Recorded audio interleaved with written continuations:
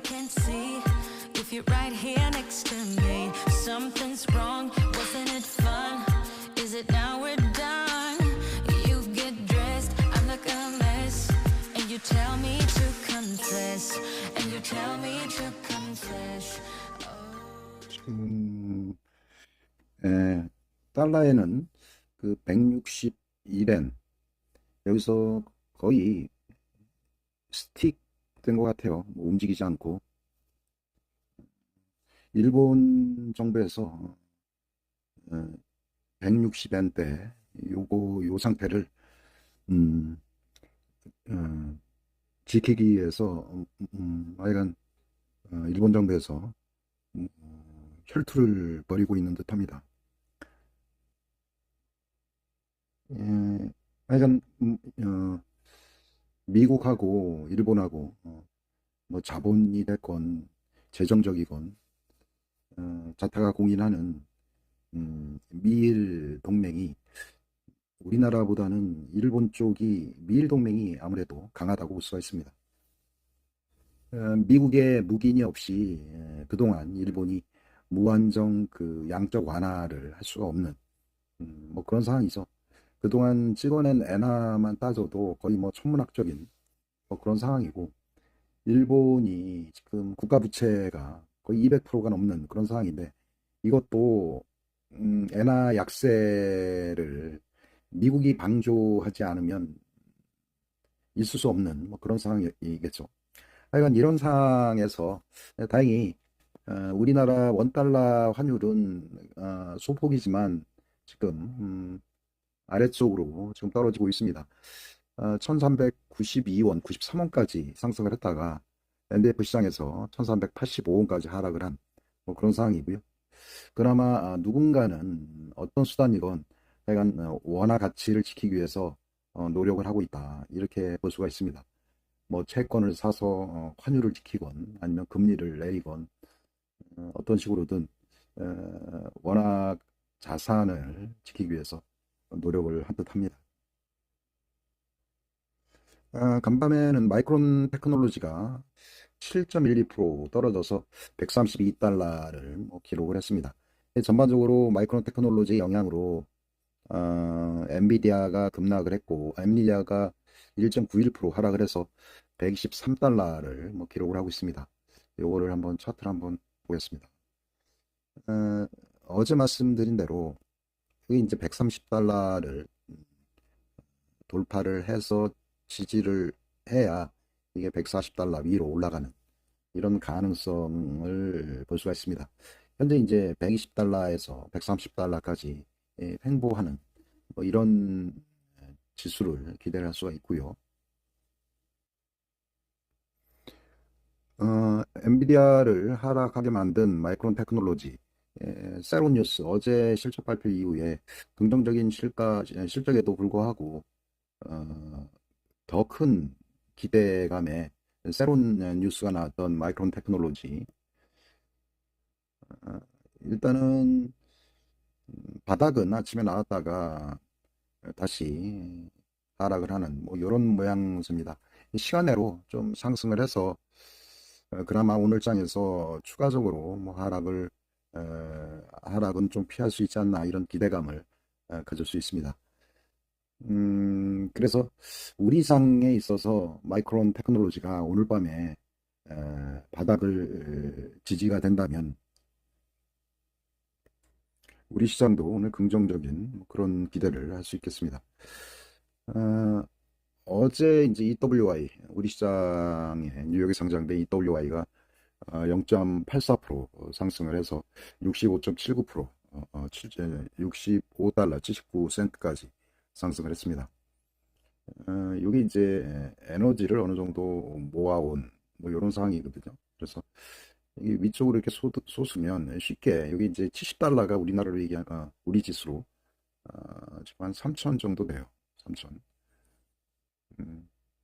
한 방이 없는 뭐 그런 상황입니다. 이게 이제 우리나라 이 한 방이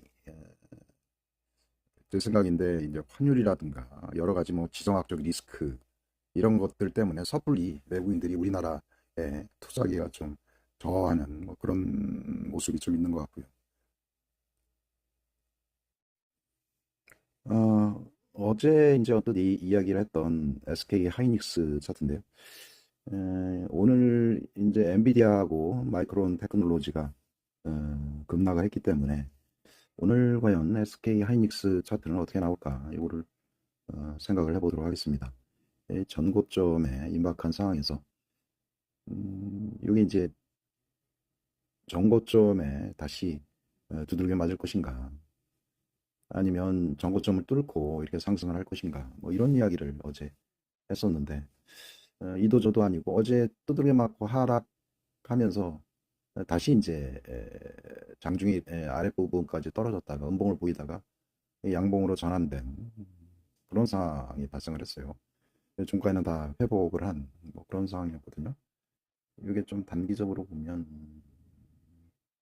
이렇게 되어 있습니다.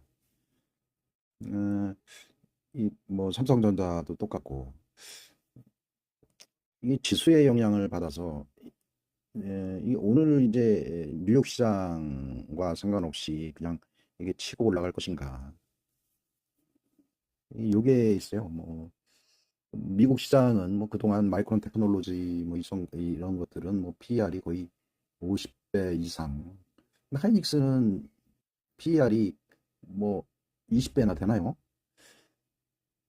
실은 그 하이닉스가 마이크론 테크놀로지보다 매출이라든가 뭐 이익 같은 규모는 전혀 뒤지가 않거든요. 단지 마이크론 테크놀로지는 미국의 나스닥에 상장된 기업이고 하이닉스는 우리나라에 상장된 기업이라는 그런 차이가 있을 뿐이고 이걸 이제 저는 지수와 바스켓 효과라고 생각을 해요. 좋을 때는 이제 따라서 조금 오르지만 바스켓 효과에 따라서 떨어질 때는 이제 같이 동조화해서 같이 이제 떨어지는 이런 현상 때문에 우리 지수가 이제 상대적으로 악영향을 받는 뭐 그런 현상들이 종종 일어납니다. 그래서 오늘 환율도 괜찮고 여러 가지 지수라든가 이런 것들이 괜찮거든요. 그래서 제 생각은 이게 이제 뭐 궁극적으로 긍정적인 여러 가지들은 있어요. 그리고 이게 모멘텀, 이게 뭐 20일, 60일 선이 충분히 모멘텀이 있기 때문에 언젠가는 이렇게 치고 올라가리라 뭐 생각을 해요. 아무리 국내 주식이 쓰레기 취급을 받는다 하더라도 객관적으로 보여지는 실적 개선이라든가 그다음에 이런 것들이 보여지기 때문에 결국은 이렇게 우상향할 수가 있다 이런 거고요. 이게 이제 뭐 N자 파동으로 어, 오늘이 아니더라도 언젠가는 올라갈 수 있다 이렇게 생각을 하고 삼성전자도 똑같다고 생각을 합니다.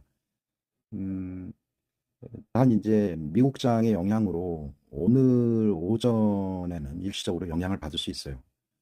하지만 오후에는 영향을 좀 뭐 음봉 형태로 장 시작 전에는 이렇게 음봉 형태로 이렇게 전환이 됐다가 어느 정도 시간이 지나면 이제 이런 식으로 한 이후에 양전환이 이렇게 되는 뭐 이런 형태가 될 수가 있어요. 그래서 아침에 좀 일부 떨어졌을 때 이런 하이닉스 같은 종목들은 좀 매수가 가능하다. 어, 그렇게 생각을 합니다. 어제 그 제가 말씀드린 반도체 섹터 요것도 좀 관심이 좀 필요하다 이렇게 생각을 하고요. 최근에 이제 환율이 높아서 고환율주가 좀 손을 많이 봤거든요. 왜냐면 최근에 이제 환율이 높아지면 바이어들은 달러 결제를 하기 때문에 달러 이제 가격이 뭐 제품은 똑같은데 가격이 에, 달러로 결제 시에 이 비용이 코스트가 다운되는 그런 효과가 있어서 매출이 증가하는 뭐 이런 현상이 발생할 수가 있습니다. 그래서 그 대상이 이제 자동차하고 반도체 이쪽이 수혜 업종으로 되어 있습니다.